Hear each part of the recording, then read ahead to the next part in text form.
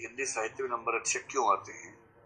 मेरे पास उसका जवाब ऐसा है जिसमें आपको लगेगा कि ये तो मतलब ये क्या बात हुई, नहीं लगेगा तो लगेगा, क्या कर सकते हैं। हिंदी साहित्य में नंबर ज्यादा आने की मेरे ख्याल से वजह ये है कि हिंदी साहित्य में जितने तरह के सवाल बनते हैं उन सभी के सटीक उत्तर विद्यार्थियों के पास रहते हैं। हिंदी माध्यम की दुर्घटना ये भी है कि कायदे की मेहनत सभी विषयों में हुई ही नहीं। जैसे मैं उदाहरण देता हूँ, लोक प्रशासन एक विषय है जो कि विषय अच्छा है, मतलब पढ़ने में मजा आता है उसको। एक बार मैंने रखा था, वो भी रखा था मैंने एक बार शौक में। जब मैंने तैयारी शुरू की, पहला विषय रखा लोक प्रशासन। 3 महीने पढ़ा उसको, फिर मुझे लगा कि उतना मजा नहीं आ रहा। फिर इतिहास रखा, पहला विषय जो प्रीलिम्स और मेंस दोनों में होता था। इतिहास इसलिए रखा कि मैं इतिहास से ऑनर्स कर रहा था डीयू से, उस समय कर चुका था, मतलब एमए हिंदी कर रहा था उस समय। मेरा बीए ऑनर्स हिस्ट्री में है, एमए एमफिल पीएचडी हिंदी में है। उसके बाद मैंने सोशियोलॉजी और मास कॉम से एमए किया है, एलएलबी किया है, और मैनेजमेंट में आईआईटी दिल्ली से एक मतलब पाठ्यक्रम किया हुआ है। ये मेरी पढ़ाई है। तो उस समय मैं डीयू से एमए हिंदी कर रहा था और ग्रेजुएशन हिस्ट्री ऑनर्स कर चुका था। तो सेकंड विषय तो हिंदी रखना ही था मुझे। फर्स्ट सब्जेक्ट के लिए मैंने हिस्ट्री को चुना पॉवर्ड के बाद। 3 महीने वो पढ़ा पर मजा नहीं आया। हिस्ट्री में रत्ती भर मजा नहीं आता था मुझे उस समय, अब आता है। फिर एक दिन सोशियोलॉजी की एक किताब बाई चांस हाथ लग गई मेरे। हॉस्टल में कोई पढ़ रहा था, किताब रखी थी, मैंने यूं ही पढ़ना शुरू किया। मैंने कहा बड़ा अच्छा सब्जेक्ट है तुम्हारा। तो मैं उससे किताब लेके आया अपने रूम में, 3-4 घंटे पढ़ा। तो मैंने घोषणा कर दी कि अब तो यही विषय होगा हमारा, अब तो जो हो जाए। और एक राज की बात है कि मैं उस समय तक प्रीलिम्स का फॉर्म भर चुका था हिस्ट्री से, लेकिन डेट चल रही थी भरने की, लास्ट डेट बची थी। तो मैंने दूसरा फॉर्म सोशियोलॉजी से भर दिया। तो उस समय कहा गया कि आएगा ही नहीं, कैंसिल हो जाएगा, ये होगा वो होगा। कंप्यूटराइजेशन था नहीं उस समय ज्यादा। सौभाग्य था कि दोनों रोल नंबर आ गए, क्योंकि मैंने एड्रेस चेंज कर दिया था, फोटो चेंज कर दी थी, इतना वो नहीं पकड़ पाए। और जब एड्रेस चेंज है, फोटो चेंज है, नाम तो चेंज कर नहीं सकते, डेट ऑफ बर्थ चेंज नहीं कर सकते, लेकिन जो चेंज हो सकता था वो कर दिया था।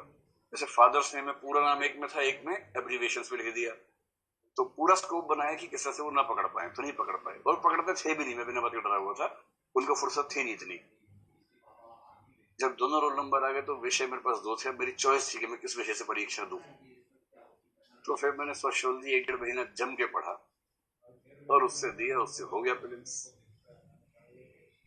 फिर मेंस में सोशियोलॉजी और हिंदी साहित्य रखा, मेंस भी हो गया। हिंदी में 347 के आसपास मार्क्स आए, सोशियोलॉजी में 243 के आसपास आए। जबकि सोशियोलॉजी मेरी व्यक्तिगत राय में हिंदी से बेहतर है। अगर आज भी कोई मुझसे पूछे तो मैं नंबर 1 पर रखूंगा फिलोसफी, नंबर 2 पर सोशियोलॉजी, नंबर 3 पर हिंदी साहित्य। अपनी जानकारी के बेस पे कह रहा हूँ, जो मेरी अंडरस्टैंडिंग है या जो मुझे कंफर्ट लेवल लगता है, सहजता जो लगती है। फिर इंटरव्यू दिया, उसमें भी हो गया, रिजल्ट भी आ गया। तो मुझे गलत फहमी हो गई कि बहुत आसान होता है, ऐसे ही होता है, तो कुछ है ही नहीं इसमें, तो यूं ही बैठे हो गया सिलेक्शन। फिर मेरा मन हुआ कि सोशियोलॉजी छोड़ दूं या तो। तब मुझे किसी ने कहा नहीं, थोड़ा सा और इसको ठीक से पढ़ो। तो मेरा एक दोस्त उसी साल 100वें रैंक पर था, उसका नाम तुषार धवल सिंह था, इंग्लिश मीडियम से था, डी स्कूल से पढ़ रहा था, सोशियोलॉजी में एमए किया था। आईआरएस है, बहुत वरिष्ठ अधिकारी है, और वो बड़ा अच्छा साहित्यकार भी है, आजकल कविताएं खूब लिखता है। तो मैंने उससे ज्ञान लिया, वो सोशियोलॉजी से एमए कर चुका था। मैंने कैसे लिखते हो भाई, तुम बताओ ना। तो उसने कहा उसके लिए डी स्कूल की लाइब्रेरी में जाना होगा, रतन टाटा लाइब्रेरी पढ़ना होगा, लेटेस्ट जर्नल्स पढ़ने होंगे, अमेरिका से आते हैं, इंग्लैंड से जर्नल्स आते हैं, वो पढ़ो, एंथनी गिडन्स को पढ़ो, हरलंबस को पढ़ो, अंग्रेजी के 8-10 राइटर्स बताए। मेरी अंग्रेजी अच्छी थी, मैंने बी ऑनर्स अंग्रेजी माध्यम में किया हुआ था, +2 इंग्लिश मीडियम में किया था। मतलब हिंदी में एमए एमफिल पीएचडी छोड़ के मैंने सब कुछ इंग्लिश में ही किया है आज तक। तो फिर मैंने उन सब लाइब्रेरीज की खाक छानी, जर्नल्स जितने थे सब निकाल के फोटोकॉपी करवा के चाट गया जर्नल्स को, उन सब के नोट्स बना लिए। फिर मुझे लगा इस बार जो आंसर लिख के आऊंगा कहीं नोबेल पुरस्कार ना मिल जाए। पता लगा कि आईएएस बनने गए थे और साथ में एक पुरस्कार भी आ गया। इतनी तैयारी की उस विषय में मैंने। अब आपने पूछा तो बता रहा हूँ, वरना मुझे आत्मकथा सुनाने का शौक नहीं इतना ज्यादा। आपने पूछ लिया तो बता रहा हूँ। नहीं पूछा आप लोगों ने? चलिए छोड़िए ना, क्या मतलब है। तो फिर जब दूसरी बार एग्जाम दिया तो उम्मीद थी कि इस साल तो रिकॉर्ड टूट जाएगा। उस साल सोशियोलॉजी में मेरे 243 से कम हो गए, 219 हो गए। 600 में से 500 में से नहीं है। और वो अकेला अटेम्प्ट था जब मेरा मेंस नहीं हुआ। मैंने 3 बार इंटरव्यू दिया इसका, 4 अटेम्प्ट से 3 इंटरव्यू दिए, 4 मेंस दिए। तो सेकंड अटेम्प्ट मेरा अकेले अटेम्प्ट जब मैंने इंटरव्यू नहीं दिया, क्योंकि वो हो गया, कबाड़ा वही हो गया था पूरा का पूरा। फिर मैंने फिलोसफी रखा, उसमें ठीक रहा, लेकिन उस साल जीएस में कुछ दिक्कत आई। फिर मैंने छोड़ दिया कि भाड़ में जाए यूपीएससी। तब दृष्टि की स्थापना हुई 3 अटेम्प्ट के बाद।